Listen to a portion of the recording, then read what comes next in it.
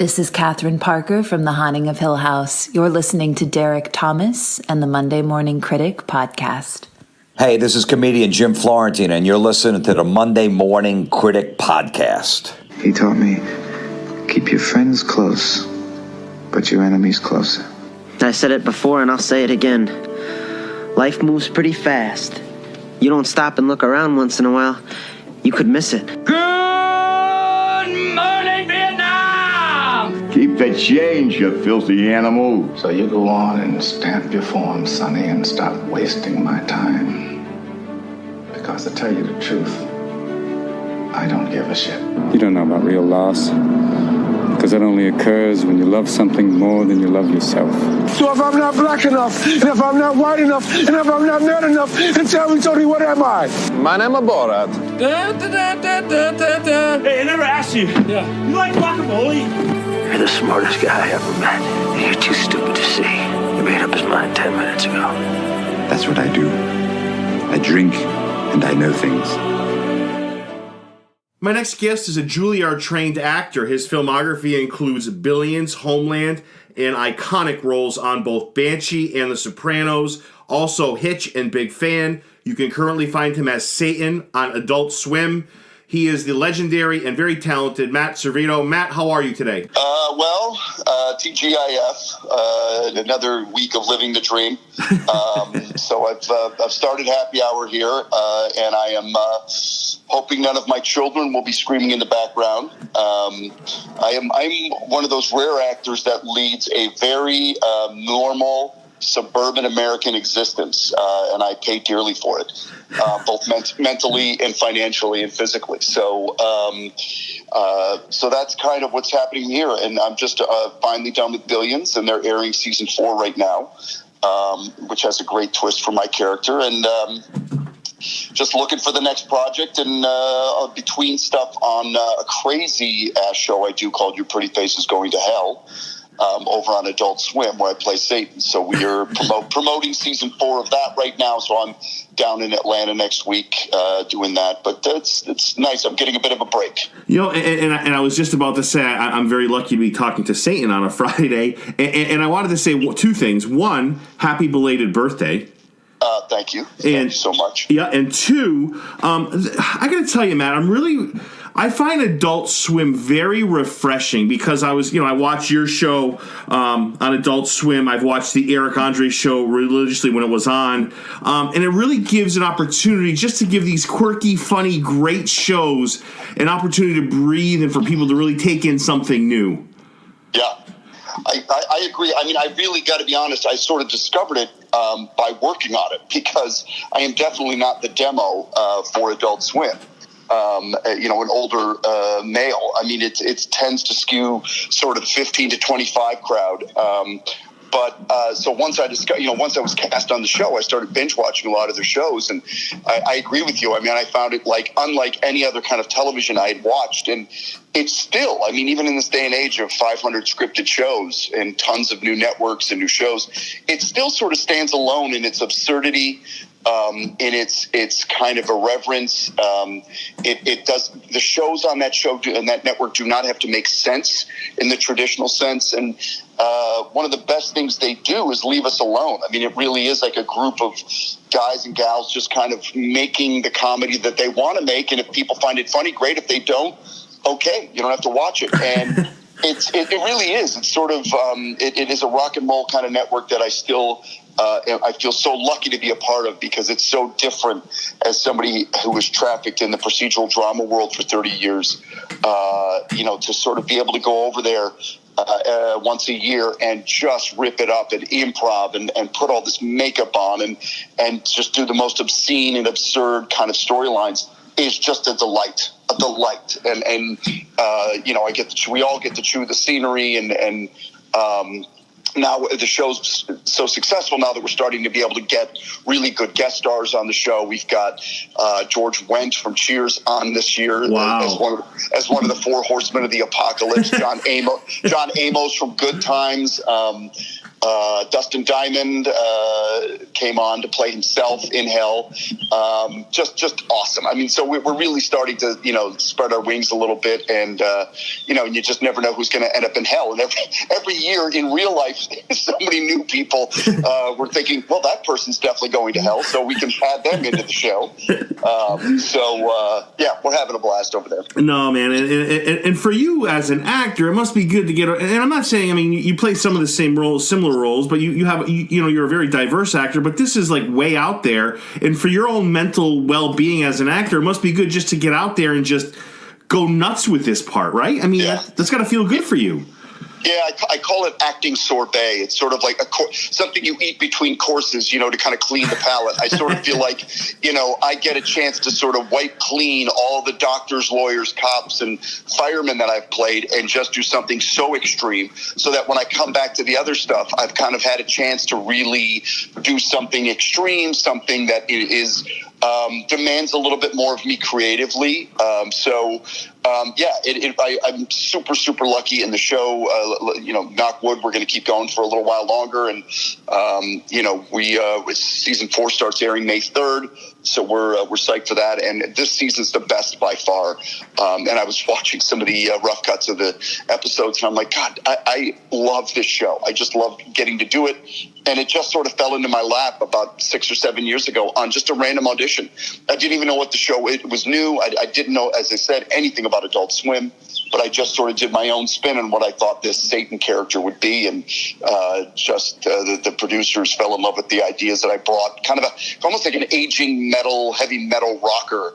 Like if Gene Simmons died and went to hell, that's kind of who Satan is. He still wears the cheesy gold jewelry, and he has like the kind of, leather with metal studs, cod piece, and his tastes and culturally lend themselves to kind of the metal culture. So it's great. I mean, it really is just very, very different than. And what's great is it's so under the radar that so many people, who are fans of my work from other shows, when they discover this thing, they're like, what the hell I couldn't believe this was the same guy. Like, but the guy that I love over on Sopranos is doing this just crazy ass show, and I was tripping watching it, So, yeah. But that's what's great about it, is that it's not like anything else. It's so effing far in left field, and it's just so funny and quirky and great. I mean, that's what makes it great, Yeah. So I have to say, you mentioned binge watching. You're very busy as an actor. I get that. Are there shows that you make it a point of to keep up with that you're not in? My viewing tastes are very fickle, because I really do. In fact, I'm always saying to people, there's so many shows now that I literally run into friends that have won Emmys on television shows, and I'm backpedaling like, dude, I'm going to see your show. And we all just let each other. I have friends that have never seen Sopranos. I mean, they've had 20 years to watch the show, but I sit there and go like, the explosion. And I use that term. I mean, the big bang of television that has happened, where we've just got hundreds of really good shows. Or let's say we've got 50 good shows, and we've got over 100, shows that are worth watching. It's just incredible, and so it's hard to keep up. As I said, I've got kids. I think as I've aged, my television sweet tooth now lends itself more towards real life stuff, documentaries. I watch a lot of, news. I'm definitely a political animal, so I devour a lot of the late night comedy as well as the political commentary shows. So, and sports, God knows, way too much sports is on in the background of my life. Part of the soundtrack of my life is some baseball game playing in the background. But these days, my wife and I, we did Homeland together. And she kind of left it after probably season 3 or 4. I came back to it once I was on the show. I've done Game of Thrones by myself. I'm excited for the new season coming up this weekend. What else do I watch a lot of? But I mean, other than that, it's sort of like a lot. I'm trying to think. Because the problem is I've ended up on some really good shows, so I watch all those shows. Sure. Yeah. And so I'm always sort of, or if I'm not, like when I got booked on NCIS New Orleans, I think it was season 5. I had to go back and watch I didn't have to. I wanted to because I wanted to know who all these characters were and what the fabric of the show was and what the relationships were. So, a lot of times, I don't watch a show until, they give me a nod, and all of a sudden, which was a luxury we did not have when I first started in the business. If you had not seen, Murder, She Wrote, or MacGyver, if it wasn't in syndication, there really wasn't a way to catch up. Maybe at Blockbuster, if they had, like back seasons on DVD, on cassette. What am I saying? DVD on cassette. And at that time they only had things like Cheers or these bigger shows that were highly successful. They'd have them on VHS that you could kind of binge watch. So, but the beauty of binge watching, for an actor like me is that, where a lot of stuff that you used to do would just kind of first go off to Blockbuster and then eventually just go off into the ether.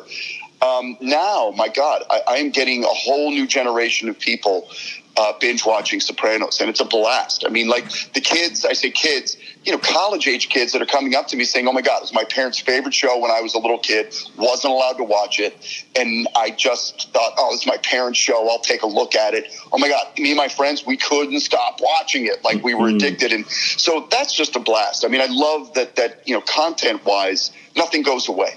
Nothing goes away. Anything, I did one episode of Grey's Anatomy. I can't tell you how many 16-year-old girls have come up to me I'm talking like 8 years ago, and because that show was so popular in the binge world on Netflix.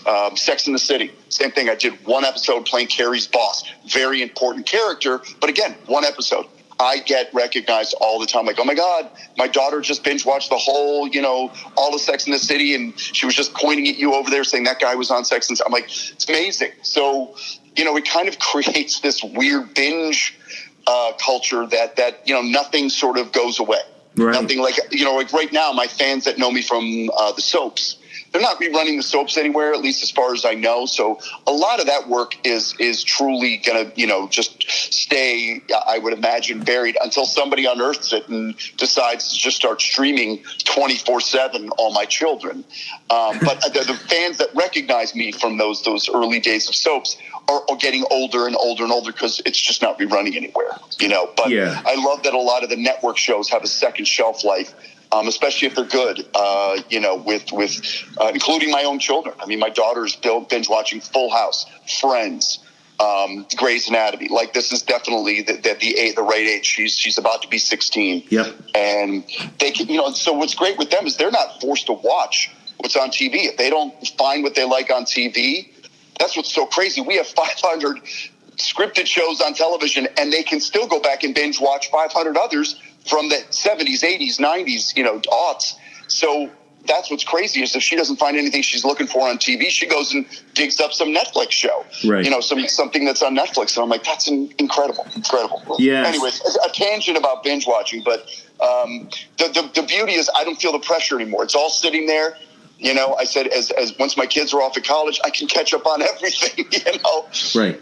Matt, when you binge watch a show, or when you do, so you mentioned Game of Thrones, I'll say that. Can you watch it? Can you watch it as a fan, or I mean, you're a Juilliard educated actor, so you know what you're doing, obviously. And you mentioned a lot of your roles. Can you watch it as a fan, or are you analyzing? So the way I look at it is, right. So a head football coach in the NFL doesn't really watch football games. He's kind of like analyzing the other team, right? He can never really enjoy a game. Are you like that, or do you actually enjoy the show? I think that's kind of why I like the sci-fi fantasy world. Because I know the work that goes into it and appreciate it, but I can really get lost in a world. It's like I remember when my believe it or not, of all people, my mother, my 79-year-old mother, introduced me to Game of Thrones. I had foot surgery a few years ago, had never seen the show, and it was her favorite show. So she came to kind of sit with me after my surgery for a couple of weeks because I couldn't really get around. So she was basically, my wife was working, so my mom was here visiting for a couple of weeks. So she brings her box sets of Game of Thrones. And so she starts popping them in, and I absolutely fall in love with the show, and just sort of the world of it. Well, my mother had a very hard time watching Banshee. And I said to my mom, I said, I can't believe, you know, you were giving me a hard time about watching a show that your own son is on, you know, because you said it was too violent. And now I'm watching Game of Thrones with you, which feels far more violent to me, Mom. I got to be honest. Like, I'm not saying I don't like it, but it's amazing to me that you had issues with Banshee and you love Game of Thrones. And what we both talked about and what we realized is Banshee felt too real to her. It was a contemporary show set in contemporary times, and that violence felt real to her. And we also had some storylines that were very angry at, you know, neo-Nazis and skinheads and riots and things that were just very, you know, drug deals gone bad, where bloodbath with machine guns and machetes, and it just all felt really, really very contemporary and real and awful. Yet the same thing, if you took a broadsword and cut a guy's head off in Game of Thrones, that to her just didn't feel as violent. And I think that once removed thing really works for her, and I think it works for me too. It's the same thing. I feel like I've said if I ever got booked on Game of Thrones, which will never happen now, but if I ever had, I think it's a show I would have had a very hard time being on set and not being fanboy to Jon Snow, to the whole cast, to the whole look of the show. Because, you know, I really do get lost. You know, I feel the same way about the Star Wars franchise because that's been since I was a kid. Game of Thrones, all the Jurassic Park movies, like anything that I've introduced all my kids, you know, Indiana Jones, all the kind of comic book style, movie style genre that really takes you, you know, Star Trek, just takes you into a whole nother world is really where I like to go with my shows. And so as I said, I also love political things. So House of Cards, anything, you know, West Wing, anything that really traffics in that world. But yeah, as I said, I either kind of like very real life documentary style stuff or take me to a galaxy far, far away. There's very little in between. And my wife, however, it's why we've kind of, I think, parted ways with shows. She likes traditional network television. She watches This Is Us. She watches Grey's Anatomy, the most recent seasons. She watches Scandal. She loves good, ripping, you know, and again, she likes to turn her brain off in a different way because, again, 3 kids, life. She likes to kind of, I always say to her, God, these shows are so predictable. And she goes, stop it. Stop ruining my show for me. Like, and, you know, just let me, I'm pouring a glass of Chardonnay and turning my brain off the same way that you're like, you know, getting your scotch and turning your brain off when Game of Thrones starts on Sunday night, you know, and I'm like, okay. I mean, you know, and I don't mean turning it off, but I know what she's saying because I think the acting on a show like This Is Us, the acting is exquisite. The writing is excellent. Yep. That is an anomaly in the network television world, but it is definitely the kind of consumption that she's looking for on a Thursday night, you know, at 9 o'clock. I get it. Yeah, you know? and Matt, help me paint an early picture here. So you live in New Jersey now. You were born in New Jersey. You made your way to Notre Dame High School in Michigan, where you played football amongst other sports. Scholarship to Juilliard. I mean, my God, impressive as it looks. Paint me through the early years. I mean, did you leave New Jersey early on in your life? I mean, was it? Okay. Yeah, I was born here. So my mother was from here. My father was from Detroit. They chose to settle in New Jersey. And I was born here, but then very quickly my father had both schooling and job opportunities in Detroit. So we left when I was younger than 2 years old. So I really had almost had no recollection of New Jersey, other than the fact that once we got to Detroit, we would come back every year to visit my mother's family back east, including the Jersey Shore where we had a house. My family had a house. So I knew I was very familiar with the East Coast. We'd come back. We'd always go to New York City, always go to New Jersey. And as a kid, I just loved the city, loved New York City, and always had fantasies of getting back there somehow. Not whether it was acting, politics, journalism, I didn't really know, but I loved the idea of being back on the East Coast full time. I loved Detroit. I loved growing up there, went to grade school, high school.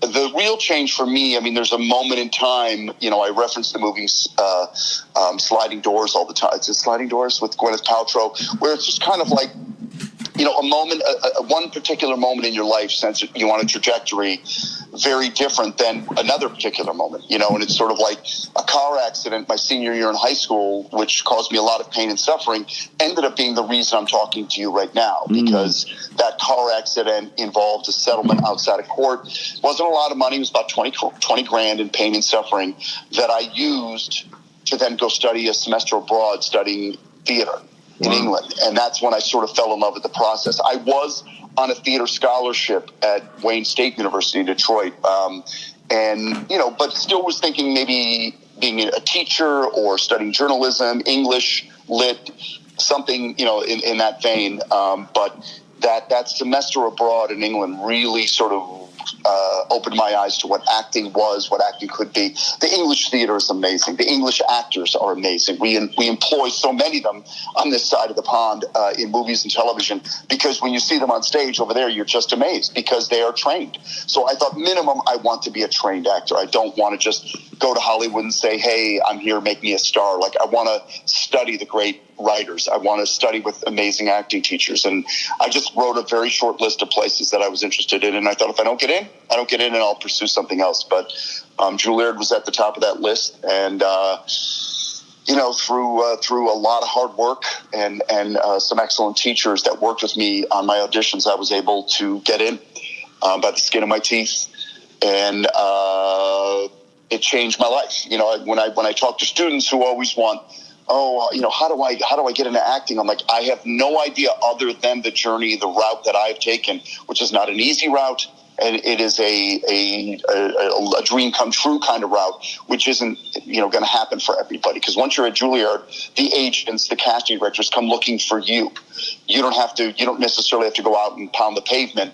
They come and watch you on stage at school. They come and see your performances. They pursue you. So you get, to use a sports term, you get drafted before you've even graduated from Juilliard into some management or agency who will already have you hitting the ground running by the time you're out of school. So I did. I hit the ground running. There was no downtime. I was already hired full-time on a soap with a series regular contract before I even graduated Juilliard. So, my story, as I said, my story's, BS to use a word. I mean, my wife waited tables for 7 years in New York City. I mean, I always say, that's the much more traditional route.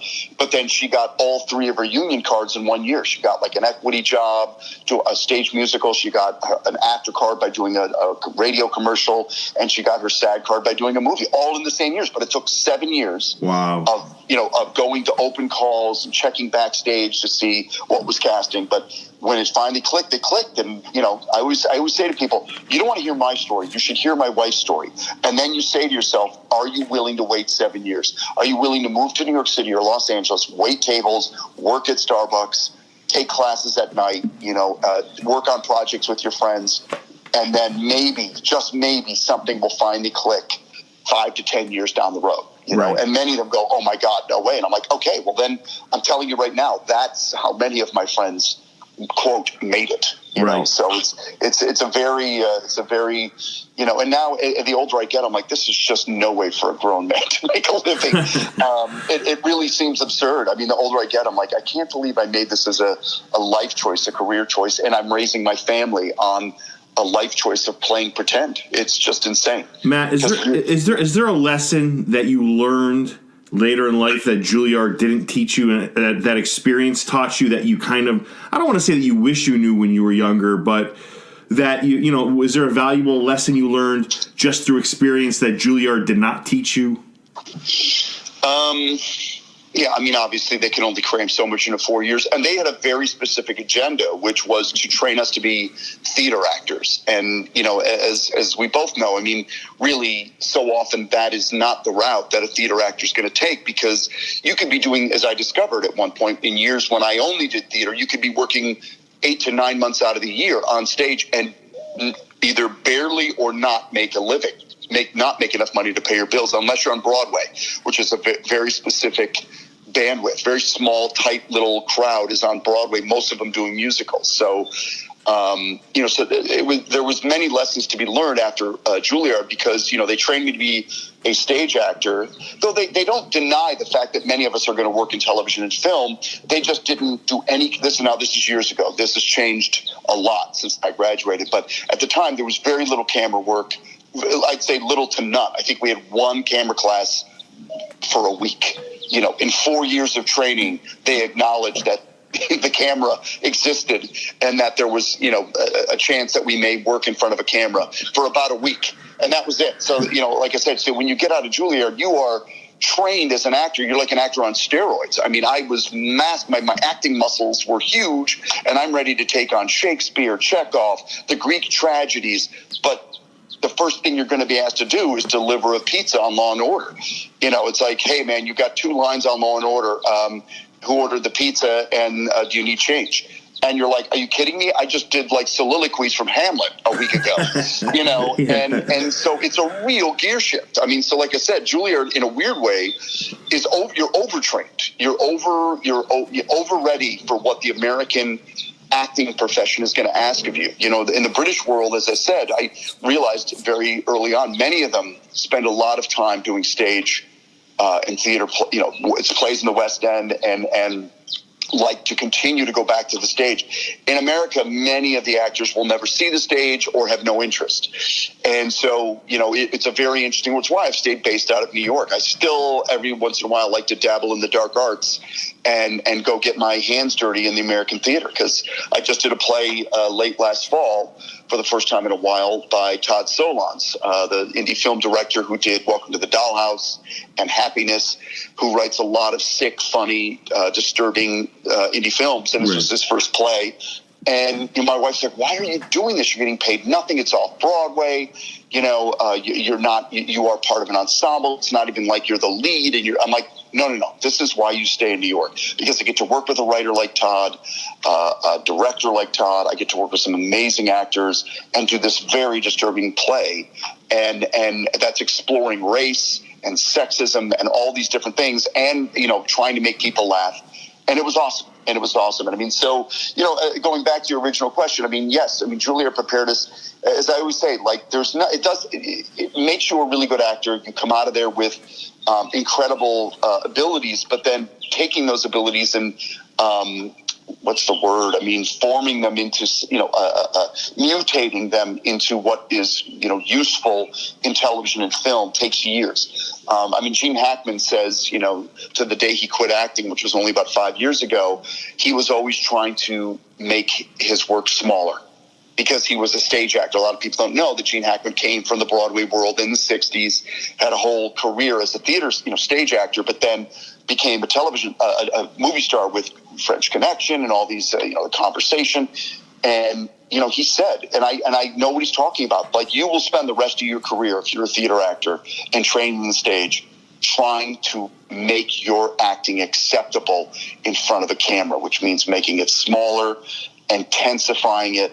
And that is a lifelong process. So in a weird way, Juilliard prepared me to act, but I've spent the rest of that time, I've been out of school 30 years this year, trying to take that craft and adapt it to what has become my bread and butter. No, that's well said. And I have to say, one of my, speaking of shows, one of my barometers of when I, if people want to talk movies and shows with me, which happens kind of a lot, if they haven't seen Banshee, the conversation ends there.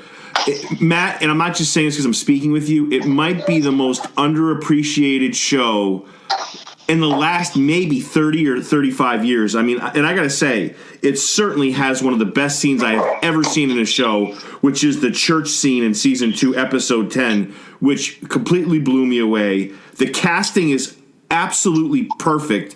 It is one of the best shows that people, like, when people talk shows, like, people that have seen it know what I'm saying. They're like, yes, it's phenomenal. But, it should belong in the same sentence with Breaking Bad. It belongs in the same sentence. And it's the one show, and I know there's a quote that you use, I think you quoted it from somebody else, but you said it a few times, where you said our show is never going to jump the shark because it jumped the shark after the first episode. I almost feel the opposite. I almost feel like this is one of the few shows that ended too early. Like, I was in this show, in one episode, you could go from tears to laughter to, it has had everything. And man, I got to tell you, it's one of the best shows. It's in my top 3, and I watch everything. It's phenomenal, Matt. Phenomenal. Wow. Yeah, listen, first of all, thank you. Only as an actor because I didn't write it or create it, but man, I love being on that show. It was an absolute labor of love. I don't think I've ever done a show with a group of people that loved what we were doing. And in a time when almost every show, as I said, when every show's trying to win an Emmy, when there's so many good television shows, there's such a crowd at the top these days for Emmys. What I loved about Banshee is it was a show that said, we are not even beginning to try to make the kind of show these days that wins an Emmy. And I don't mean that in the quality. I mean that in the style. I mean, most of the shows that are going to get, recognized are, very serious dramas. And this was a pulpy action show, as I like to call it, a thinking man's action show, written by 2 guys that were novelists. So they knew about how to develop characters.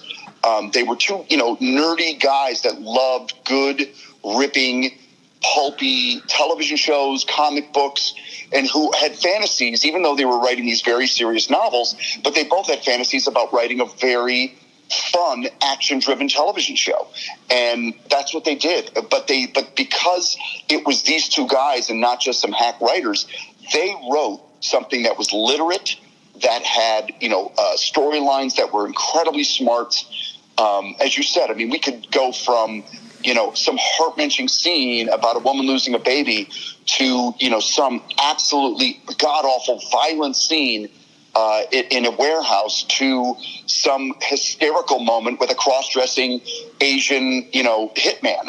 They're just, that's what I loved about it, the characters. And I truly thought women would not take to the show, and yet I guarantee you at least 50% of our audience was women. Oh, yeah. Because it's something I never saw when we were shooting it, but, once you begin to sort of talk to the fans, every woman on the show, every female character on the show was tough, fought their own battles, was not a victim, was not a wimp. And I was like, oh my God, of course women love the show because all the women on the show are badass. My wife loved it because she said there's not one woman on the show is weak. Every woman on the show but they're just as guilty as the men of being manipulative, angry, vicious. And I was like, you're right. This is a level playing field on the show. And so a lot of the women loved it. And yes, there was a lot of gratuitous sex on our show, but like if somebody was sleeping with somebody, it's because they wanted to. Right. The women were using the sex on the show just as much as the men were.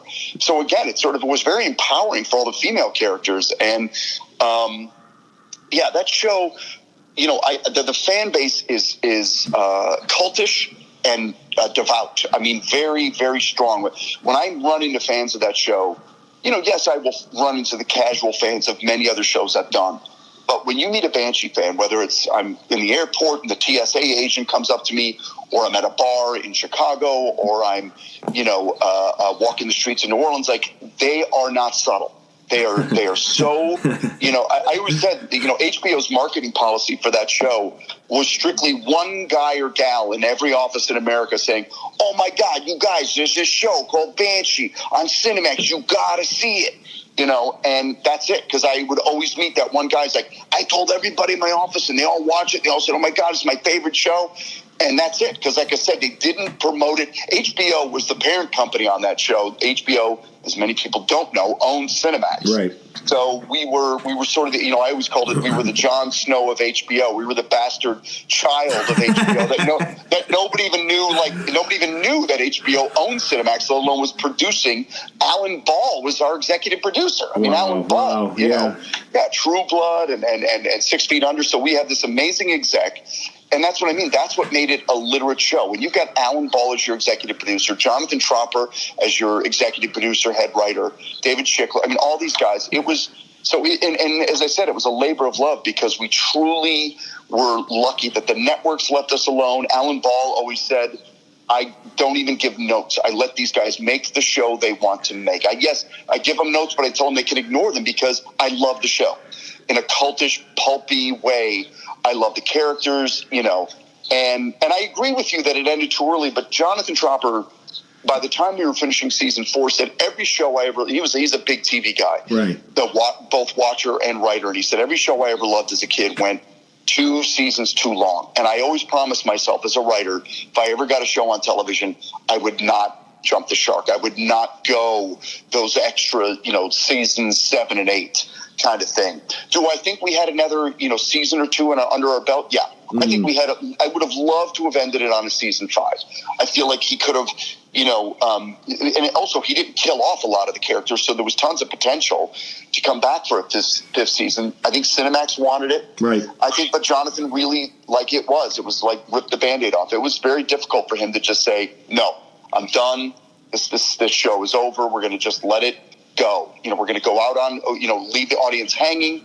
We ever come back, maybe we'll do the Christmas special or something, but it really was, of all the shows I've ever done, including Sopranos, this is the show I am most in touch with the cast and crew. I am still very, very good friends with everyone from that show. We're very much in touch because for 4 years we beat each other up. We had fake sex with each other. We all lived in the same town. I said it was like it was like going to college. Because for 4 years, we were on location 6 to 8 months of the year, doing just the worst things to each other in front of the camera, eating, late night meals with each other and crying over our, the work we were doing and being very passionate about the show. So like your own, I always, when people come up to me and they're passionate about their response to the show, I said, you know what? I'm right there with you because as an actor on the show, my fervor for the show is just as great as yours. I loved making. I said, if you had fun watching the show, they're like, oh, dude, of course. And I'm like, imagine how much fun it was making that show. Right. We would spend whole days beating each other up. We'd spend whole days with fake guns and machine guns and chase scenes and fake blood and car chases and explosions and hot girls chasing us down and jumping on our backs and trying to slit our throats. And I said, are you kidding me? Like that was just a blast. I said, and I was the oldest guy in the show. I mean, it was, I said, I got my first sex scene practically at 50. So I'm so grateful to that show that it actually sort of, and what's funny is the head writer actually saw me interviewed promoting the show, and I said, well, we would be jumping the shark, to use the term again, when Brock Lotus gets a sex scene. Because I said, because everybody on the show's had a sex scene, but God knows that the aging sheriff should not get one. First thing he did, he wrote me a sex scene for the beginning of season 3. He said, the first thing he said, I made a mental note when I saw your interview. I'm like, I am giving him a sex scene. He said, because that's what I can do with the show. What's the one thing we shouldn't be doing, or what's the one thing that nobody would expect? You're right. Nobody would expect Brock Lotus to have a sex scene. Let's start season 3 with the sex scene. I'm like, oh my God, are you kidding? I spent the whole summer getting in shape. Yeah. And you are so damn good. And I have to say, as Brock Lotus, and I have to say also, I was doing research on the show today, and I have the soundtrack, and, I mentioned a scene earlier. There's a theme called Carrie, and I want to say it's Carrie and Lucas. It's just a score. I got to tell you, maybe it's because I'm psychologically, insane, but I had tears in my eyes, man, just remembering that scene, remembering that show, like, that show, it's like, you never think a show that, okay, it's got some sex scenes like you mentioned, that's going to make you, like, feel the way you do. It's amazing. And I have to say, you wrote a beautiful love letter when you were done with this show. And it's refreshing for me to see an actor that writes a love letter that loves his product, because they do have actors that come on the show and they're like, yep, I did my lines and I got out. Like, it's nice to see an actor that says, you know what? I loved it. We were like a family. Like, that's what I love to see. Somebody who's passionate and loves being a part of a product like this. And clearly you guys were. I mean, and I got a guy like Matt Rauch, right? Matt Rauch is a Shakespearean trained actor. He's he's a guy that's a Harvard guy too. And he's got the least amount of lines in the show. It's just, nothing makes sense on the show, and it's perfect. Yeah, when Matt got cast as Burton in season 1, because I knew they were looking for somebody to play this butler for Proctor, I got to tell you, if I had written a list of, I knew a lot of the actors they were looking at, he wasn't even on my long list. He was definitely not on my short list or on my long list, because I'm just not thinking like Matt Rauch is the kind of person that's going to end up on this kind of pulpy action show. Because you said, here's a Princeton educated, Harvard educated, Shakespearean trained actor. I'm like, no. And sure enough, when he showed up, I'm like, now this makes complete sense. That's Banshee. Because, they're not going to go for the obvious. This guy is so off the reservation in regards to the kind of actors that would end up on a show like this. But they went and got really, really good actors to be on the show. And I give Greg Utanis, who was our executive producer, and Cinemax, Carrie Antholis, they just thought outside the box for a lot of these roles. And, Hoon Lee, oh my God, Hoon, again, Harvard-educated, opera singer, musical theater actor from New York City to play Job. I mean, and by far and away my favorite character on the show, my wife's favorite character on the show. Awesome. Job is just, and now Hoon is on. Just so you know, I should put a little plug here. Jonathan Tropper, who wrote and produced Banshee, has a new show on Cinemax, started this week, called Warrior. And Hoon Lee from Banshee is one of the stars, as well as Langley Kirkwood, who was also on Banshee. He's one of the stars of Warrior. And it was a Bruce Lee written show that never got produced when Bruce was alive, and his son has owned the rights for it for years. And Jonathan got the rights from the son and developed it, and has written basically a kung fu action show set in San Francisco at the turn of the last century. And you talk about action, my God, because it's all hand to hand. Right. This is all before cops are carrying guns. This is, Chinese gangs and Italian gangs and Irish cops all in San Francisco, controlling the docks, controlling the opium trade. And he has just written this incredible show that looks like Game of Thrones. I mean, when you see it, if you love Game of Thrones and you're going to have a Game of Thrones withdrawal in a few months, look at Warrior, because this is period piece, interesting looking characters loaded with violence and money and power. And so this is his new labor of love, and we're all so excited for him. So yeah. And I have to say, Warrior on Cinemax. Yep, yeah. I'm in on that. And I have to say, I know you have to go, and I have one last question for you. So I have to say, in 1994, I went to a little movie called The Shawshank Redemption, and I was knocked completely on my ass. I felt the same way watching Banshee. And I have to say, man, as a fan, it's not these heavily promoted shows like The Avengers or movies like The Avengers or shows. It's the ones that knock you on your ass out of nowhere and make you feel the way you do. Banshee, The Shawshank Redemption, in different ways, but they come out of nowhere to knock you on your ass. But that's the best feeling as a fan. My last question to you is this, right? Just talk a little bit about your experience on The Sopranos, working with James Gandolfini, a guy taken from us way too young. And we'll end with that. Thank you so much for all your time. Yeah. No, and I'm. I know I told you I had to move, but I'm in no rush. Because you've asked me about something that I'm way too passionate about to put it in a very small box. But Good. Sopranos was obviously life changing for everyone that was involved with it. And the cool thing about it as an actor is I realized only after we had finished the show that, that was it.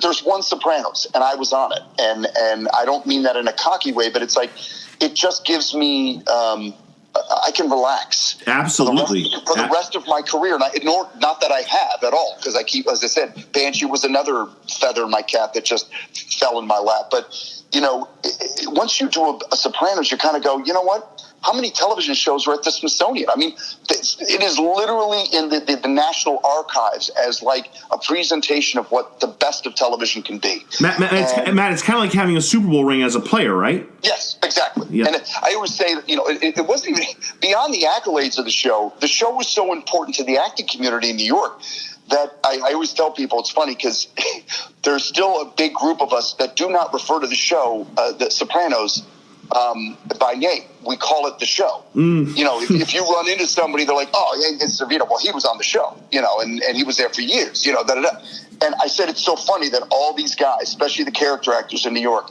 just refer to it as The Show, because it was the show. It was the show you wanted to be on. It was the show you wanted to recur on. It was, and it just, everyone by season 4 or 5 knew that it was going to be and was definitive, and that it was groundbreaking. And so I always felt so lucky because I got there so early. So many of my friends that tried to get on the show once it was established by seasons 3, 4, 5, it became harder and harder because every good actor, they could get an amazing actor to play the smallest part on the show. You know what I mean? I got there early on in season 1. before anybody even knew what the hell the show was. I always tell people, I went to the wrap party for that show, season 1, and basically said goodbye to everybody because I didn't think I just was like, yeah, good show. I loved it, but I also thought most of the stuff I love doesn't last. I'm not a typical TV viewer.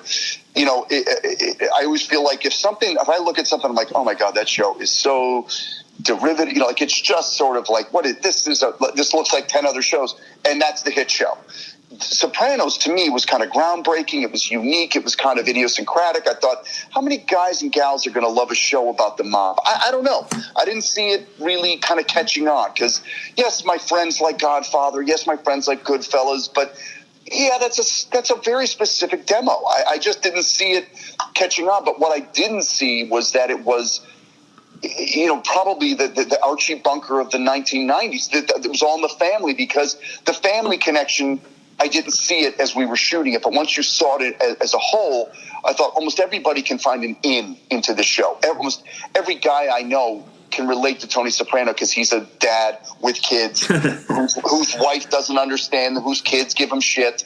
Every woman can see herself in Carmela. Yeah. Almost every kid can see themselves as the disenfranchised teenager in our, you know, AJ. So I thought, oh, I didn't see that. I didn't see it as a family drama. I thought it was a mob show. But once I realized, no, this is like 1998 America. And they're capturing a little bit of the zeitgeist. Yes, there is that salacious, wonderful element of it being the mob, and this guy can slit somebody's throat and go to work the next day and not care, you know. And who doesn't want to be able to do that? You know, I mean, that's the thing. This is a guy following his id, and I think we all feel like, God, for once, I'd love to just tell my boss not only to go screw himself, but go slit his throat. You know, and this guy does that, you know. But then you also see the pain and the struggle for the rest of his life because this is a guy that's actually got a conscience and you know, it goes to therapy. So all of a sudden it opens up all sorts of, you know, emotional wounds and stuff. But yeah, I mean, working on that show, as I said, it was not self-conscious. It was not a show that knew that it was successful. It was a show that everybody came to work from season 1 till season 7 with the same attitude, which is just let's make the best show we can. And go home or go have a glass of wine, really, which was generally the case.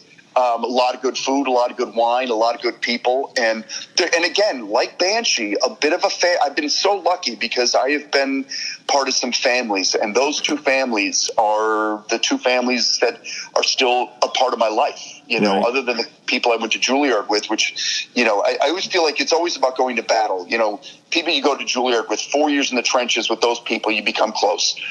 Sopranos, 7 to 8 to 9 years in the trenches, 7 seasons over about 9 years was, you know, again, family developing. And Banshee was the same thing, you know, 4 seasons in 5 years. It was tight. So, but that family from Sopranos is special, and we've lost so many of them already. I know. Besides Jimmy, I mean, and we even lost Nancy Marchand while we were shooting it. And I've always said it's a different show. Nancy lives. It's a different show. I don't know where it went, and I don't know where it goes. But she played Livia, played his mother. And as you know, David always said in interviews, the mother role was a big driving force in my idea for the show. Right. Because it wasn't being a mob boss that was driving him into therapy. It was his mother. Sure. You know, it was his parents, which is what drives any of us into therapy. So it's sort of like, you know, she was such a big force in the development of the show. So when she died, before we started season 3, it really threw a wrench into, you know, the next few seasons, just in regards to, well, what, you know, is it going to be typical? And you know, when we lose somebody, sometimes, you know, the regrets that you have for the things you never said, you know, and so they did. They sort of made a very suffering son out of Tony, and somebody who just never had a chance to tell her to go screw herself, or at least never probably felt there was closure. You know, so then you have to live with that for the rest of your life. But as I said, I'm a huge fan of the show. I've been lucky because I'm a huge fan of so many of the shows I've been on. Billions, I loved Billions before I was on Billions. Homeland, I was, again, like freaking out when I met Mandy Patinkin because I've known Mandy, you know, he went to Juilliard. I knew him through some of the alumni and everything. But like to be on set with Saul, you know, are you kidding me? And Sopranos, same thing. Gandolfini started as just another New York character actor, but by the time we finished the show, he's a rock star. Right. He's the closest to a rock star as an actor. This is a guy that did no interviews, did no press. He never would have done what I'm doing with right now. Jimmy would have never done. Right. Jimmy always said, I got nothing interesting to say.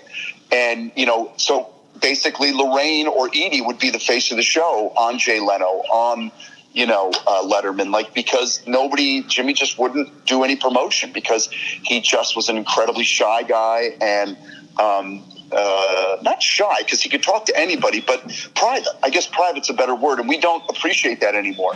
You know what I mean? It's like in the days of social media, we're all living our lives not only open in a physical sense, but open in a technological sense. I mean, it's all out there, and I just think I think Sopranos, thank God, was maybe the last show that didn't have a Twitter account. That was that popular. I mean, we really didn't do any of the stuff that almost every show has to do now in regards to Twitter, Instagram, Facebook, putting it all out there, tons of interviews, very social, engaging with your fans. It was kind of it was the last moment you could be cool. You could still be cool. Yep. You could sit back and let the fans come to you. People be like, "Where's the show?" And I'm like, "It'll come back when it." I don't know if you remember this, but those months that would turn into a year between seasons. Yep. Oh my God, the shit I would take from people that waiting for the next episode. And I said, "Listen, this show's so cool. They don't even care if they come back. We'll come back when we come back." And you know what? You'll come watch it. You sorry son of a bitch. And they would. And that's what I'm saying. That's how cool that show was. Is that they didn't even care about the fans. They didn't care about a schedule. They just cared about making a good show. And if people kept watching, they'd keep watching. And that's all that matters. And so, like I said, it had the kind of sense of you were with the last cool rock and roll band ever, and that's sort of how we ended. And like I said, but even Banshee had this great kind of, it felt like some grungy indie pop, rock band that had this really cool cult following because we use social media, but in a completely different way, right? And in a very cool way. And I like that we almost embrace that in a way that a lot of shows don't. We went full steam ahead into it, with lots of videos and behind the scenes stuff and interviews and off the record kind of off color comments. And it was great.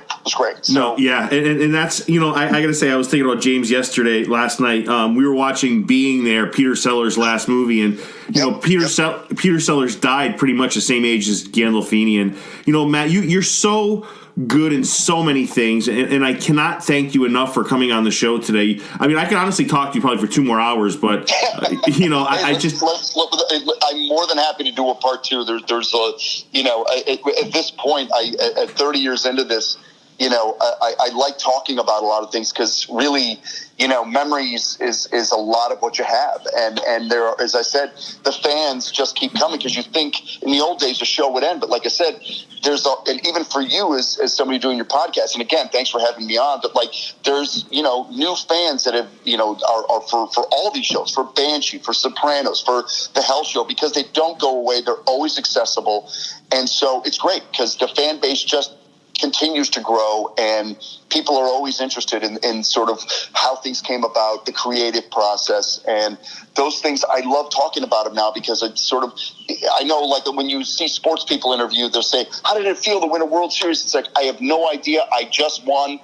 Maybe 10 years after I retire, I'll have perspective. I, for the first time at 54 years old, am beginning to have perspective on some of the things I've done. And that's a little bit, that's why I enjoy this process of talking to you and talking through you to the fans, because you begin to get perspective on things. And you do other shows and you realize, wow, that Sopranos thing was really special, because I've done some stuff lately that just reminds me, just how amazing that experience was and how unique, because, you do some other things and you're like, yeah, no one's even really trying to make art here or something that's incredibly meaningful or deep. They're just trying to make money or fill a gap in a programming schedule. And, so these things begin to resonate, and they are now. So that's why I enjoy talking about it.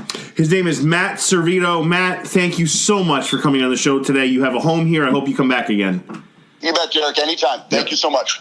In the Wild West world of podcasting, where podcasts are dominated by hosts who deliver a below-average product, and each unlistenable podcast is trying to be like the next, there is one podcast that is authentic and genuine and continues to stand tall in its originality. Based on a passion for his guests, their work, and his love of podcasting, Derek Thomas and Monday Morning Critic Podcast get amazing, diverse, unique guests found nowhere else. They include Hall of Fame athletes, Academy Award winners, Golden Globe winners, Super Bowl champions, Emmy winners, award-winning authors, award-winning film score composers, directors, trailblazers, pioneers, and inventors. The variety and quality are endless. There is something for everyone. Derek Thomas is the hero you deserve. He's a silent guardian, a watchful protector.